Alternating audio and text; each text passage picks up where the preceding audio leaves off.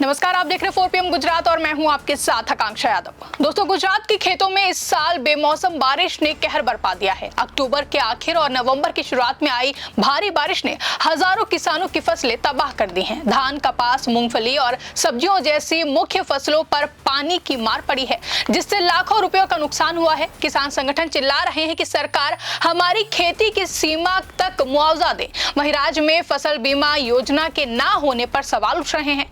पूरे देश में ये योजना चल रही है तो गुजरात के किसानों का क्या कसूर है? दूसरी तरफ केंद्र की भाजपा सरकार पर आरोप लग रहे हैं कि वो उद्योगपतियों के अरबों के कर्ज माफ कर सकती है, लेकिन किसानों का क्यों नहीं माफ कर सकती है कर्ज? ऊपर से पशुओं के लिए चारे की किल्लत ने पशुपालकों को भी परेशान कर दिया है। आपको बता दें कि गुजरात में मानसून खत्म होने के बाद भी बारिश रुकने का नाम नहीं ले रही है। मौसम विभाग की रिपोर्ट के मुताबिक 25 अक्टूबर से 5 नवंबर तक राज्य के 15 जिलों में 100 से 200 मिलीमीटर से ज्यादा बारिश हुई है।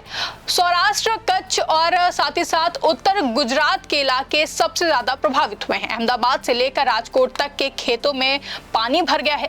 गुजरात कृषि विभाग की 4 नवंबर की प्रारंभिक रिपोर्ट कहती है कि करीब 2,50,000 हेक्टेयर फसल क्षेत्र प्रभावित हुआ है। इसमें धान की फसल पर सबसे ज्यादा नुकसान हुआ है। कपास के खेतों में पानी घुसने से फसल सड़ गई है और मूंगफली की पैदावार 40% तक कम हो गई है। बता दें कि गुजरात के मुख्यमंत्री भूपेंद्र पटेल ने 3 नवंबर को ट्वीट किया कि बारिश प्रभावित इलाकों का सर्वे चल रहा है, जल्द ही मुआवजा राशि जारी होगी। लेकिन किसान संगठन कहते हैं कि सर्वे धीमा है। राज्य आपदा प्रबंधन विभाग की रिपोर्ट में कहा गया है कि 50,000 से ज्यादा किसानों ने नुकसान का आकलन कराया है। केंद्र सरकार की प्रधानमंत्री फसल बीमा योजना के तहत मुआवजा मिल सकता है, लेकिन गुजरात में इसको लागू नहीं होने से किसान परेशान है। पूरे भारत में फसल बीमा चल रही है तो गुजरात में क्यों नहीं चल रही है? आपको बता दें कि प्रधानमंत्री फसल बीमा योजना 2016 से लागू है, जो केंद्र और राज्य मिलकर चलाते हैं। इसमें किसान कम प्रीमियम पर फसल का बीमा कराते हैं और प्राकृतिक आपदा में नुकसान पर मुआवजा मिलता है। 2024-25 के कृषि मंत्रालय के आंकड़ों के मुताबिक 28 राज्यों में ये योजना पूरी तरह सक्रिय है। किसानों ने 5 करोड़ से ज्यादा आवेदन दिए हैं और 1,50,000 करोड़ रुपए का बीमा कवर मिला है, लेकिन गुजरात में समस्या है। गुजरात सरकार ने 2020 में योजना को नॉन लॉस मोड में चलाने का फैसला किया, यानी कि राज्य का नुकसान ना हो, लेकिन 2023 से ये पूरी तरह से बंद हो गई।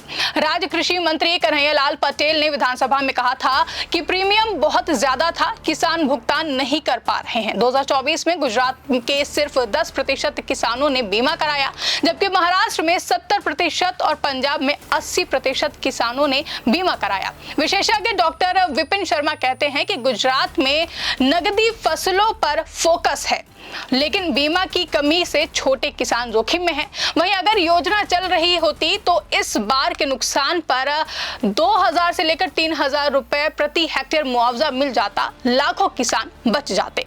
किसान नेता शरद जोशी की अगुवाई वाला शेतकारी संगठन गुजरात चैप्टर ने 5 नवंबर को अहमदाबाद में धरना दिया।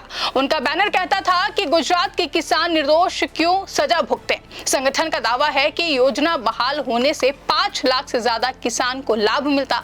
केंद्र सरकार ने 2025 के बजट में योजना के लिए 16,000 करोड़ रुपए आवंटित किए, लेकिन गुजरात ने अपना हिस्सा नहीं डाला। विपक्षी दल कांग्रेस और आम आदमी पार्टी ने राज्यपाल को पत्र लिखा है कि ये भेदभाव है, गुजरात को छोड़कर बाकी राज्य क्यों तरक्की कर रहे हैं।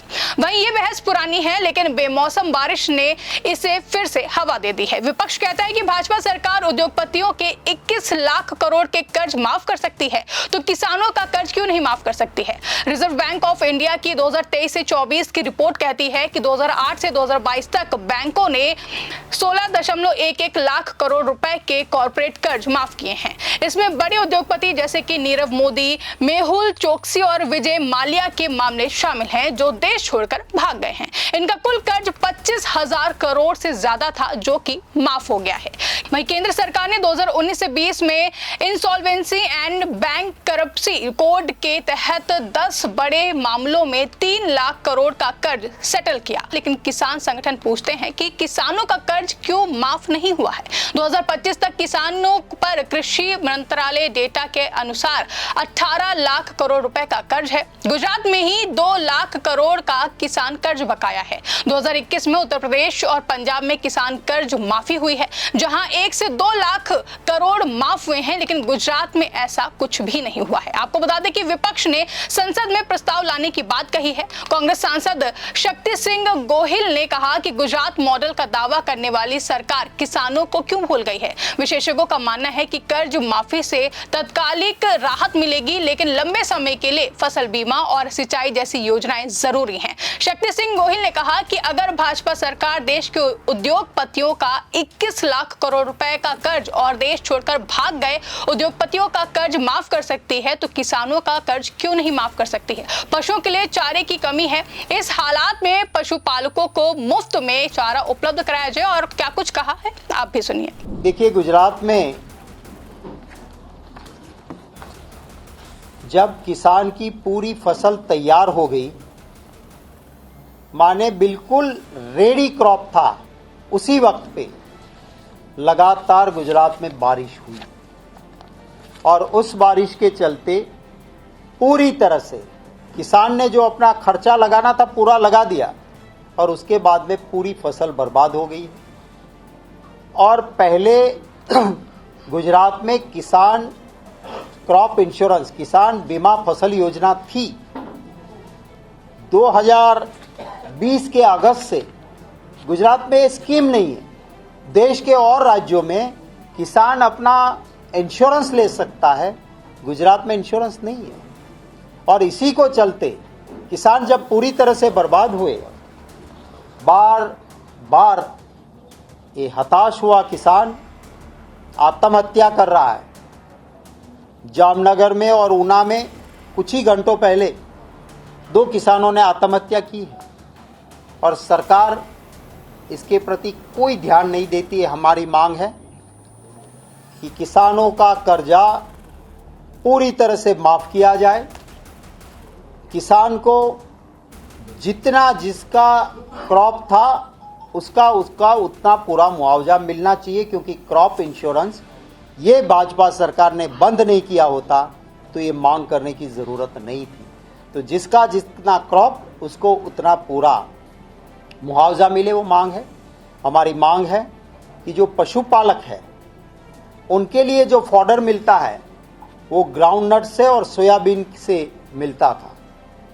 इस वक्त की इस बारिश ने पूरा कैटल फॉडर ख़त्म कर दिया है।